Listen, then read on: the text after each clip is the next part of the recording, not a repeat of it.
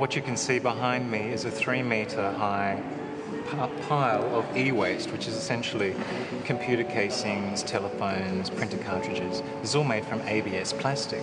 Normally this stuff goes to landfill, but what we've done is we've remolded that into these chairs, which we call 050, and what we're doing here is showing 5 of these chairs in front of this pile and hoping that we'll elicit some sort of emotional response from people to say, well, I helped to create that pile, and these guys are putting this back into an A-grade product. So it's really a statement in upcycling and upscaling of recycled material and what sort of emotions that will bring to the people who view the installation.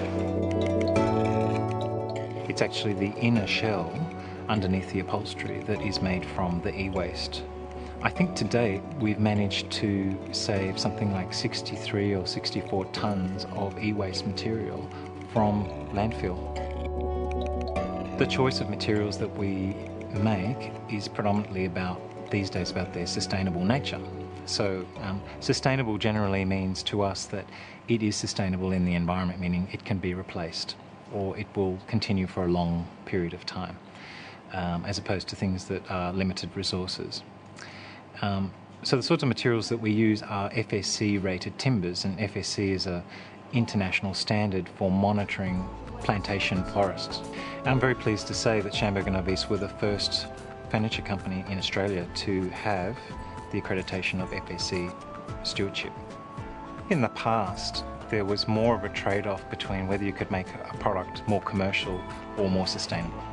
And that was predominantly because there were less people involved in the industry of recycling or in certifying materials so that you knew that you could guarantee it was a sustainable source.